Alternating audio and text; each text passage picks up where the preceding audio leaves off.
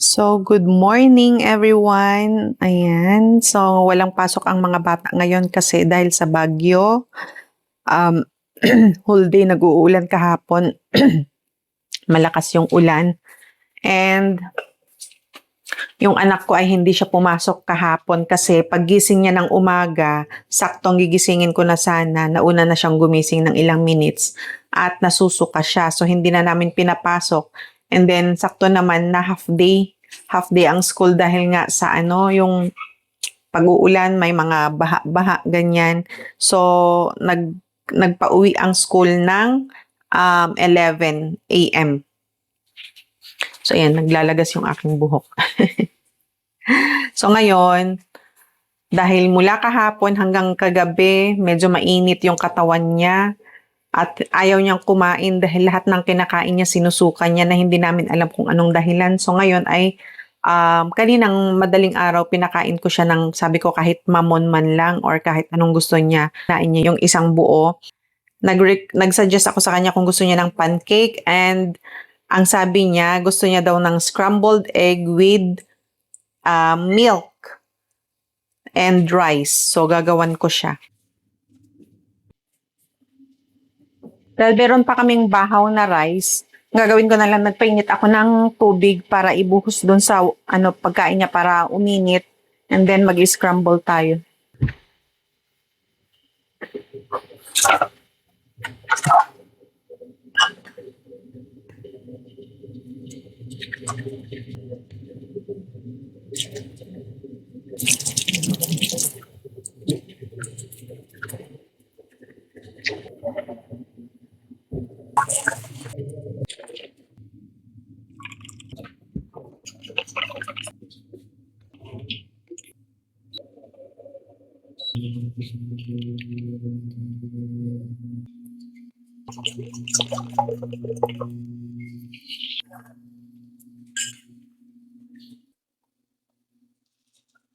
Konti-konti daw niya mabuhat, sabi ko.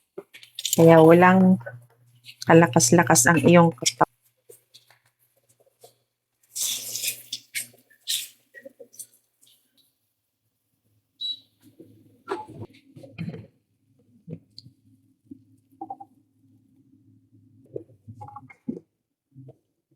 Ayan, dalhin ko muna So, I'm back. Ayan, nabigay ko na yung pagkain ni Inday. So, ngayon naman ang gagawin ko ay yung every morning namin ni Mr. before kami kumain ay gumagawa ako ng collagen drinks namin. So, meron ako ditong chia seeds. Konti na lang paghatian namin. Konti na lang itong nababad ko. Ayan. Ako mamaya na ako maggawa ng sa akin. Chia seeds. And then yung aming juice na hydrolyzed marine collagen naman ito. Pero may flavor. At mababa lang din yung calorie niya. Meron siyang 25 calories. And stevia yung ginamit na sweetener.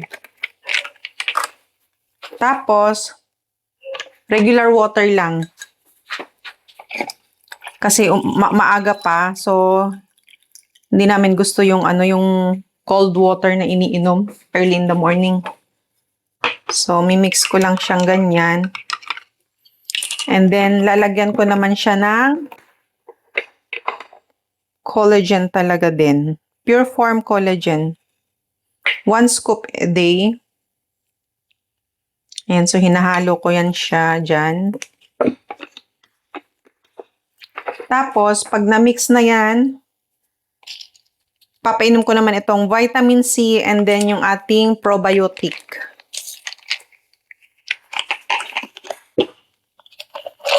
Itong probiotic namin ay twice a day. So, every morning before breakfast and every dinner before dinner. Sinasabayan ng vitamin C. So, tara, dalhin ko na to. Hindi ko na kayo isasama kasi nandun sila sa kwarto. So, ayan. Done na siya. So, ako naman later, ang gagawin ko ngayon ay ang breakfast.